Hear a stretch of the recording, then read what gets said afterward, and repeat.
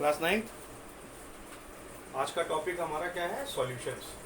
क्या देखना है? सॉल्यूशंस हम क्या कह सकते हैं? ये मिक्सचर होता है दो कंपोनेंट का। कौन कौन सा? एक सॉल्यूट कहलाता है और एक सॉल्वेंट कहलाता है। अगर हम बात कर रहे हैं तो मिक्सचर में कैटेगरी पढ़ लेना बहुत इंपॉर्टेंट है। यानी हम ये कह सकते हैं it is a homogeneous mixture.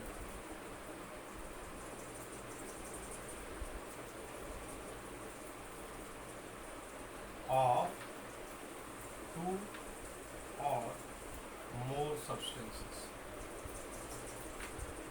ये एक होमोजीनस मिक्सचर है किसका? दो या दो से ज़्यादा सब्सटेंसेस का। दूसरी बात ध्यान रखना, वो दो सब्सटेंसेस कैसे हैं? सपोज हमने कहा हमारे पास एक बीकर है, उस बीकर में हमने थोड़ा सा सॉल्ट और इसमें क्या ऐड कर दिया? वाटर ऐड कर दिया। हम क्या देखेंगे थोड़ी देर बाद, हमें it will be difficult to find salt in this. ये जो वाटर ऐड किया है ये क्या कहला रहा है? हमारा सॉल्वेंट। और ये क्या कहला रहा है? जो सॉल्ट है हमारा यहाँ पे सॉल्यूट।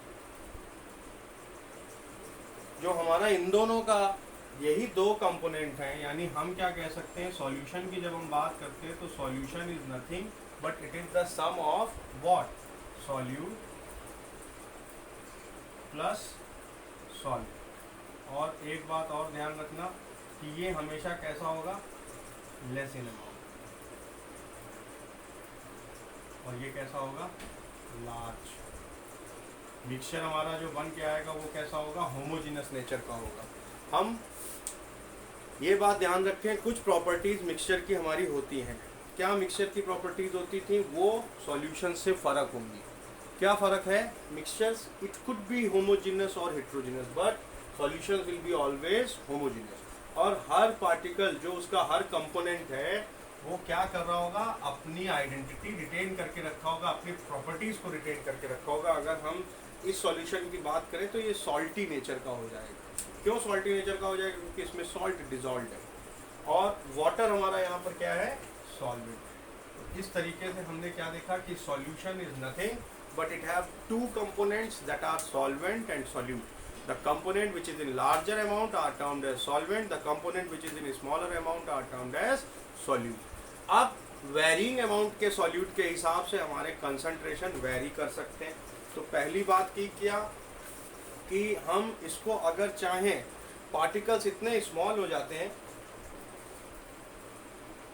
अगर डायमीटर ऑफ पार्टिकल हमारा कितना हो रहा है? Less than 10 to the power -9 metre. तो ऐसे सॉल्यूशंस हमारे क्या कहलाते हैं? ध्यान रखना, ऐसे सॉल्यूशंस को हम कह देते हैं true solutions. When diameter of particle is less than 10 to the power -9 meter, then such solutions are termed as true solutions. हम चाहे एक हैवी माइक्रोस्कोप से देखें तब भी हम इसके पार्टिकल्स को नहीं देख पाएंगे। हमें क्या दिखेगा? एक ट्रांसपेरेंट सॉल्यूशन दिखाई देगा जिसके इधर उधर हम आसानी से देख सकते हैं। On the basis of solvent, solvent के बेसिस पे बात करें तो हम क्या कह सकते हैं? सॉल्यूशंस हमारे दो तरीके के होते हैं। कौन कौन से?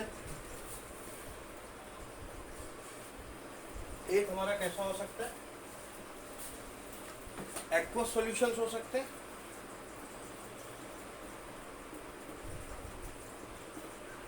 और दूसरा हमारा क्या हो सकता है? Non aqueous.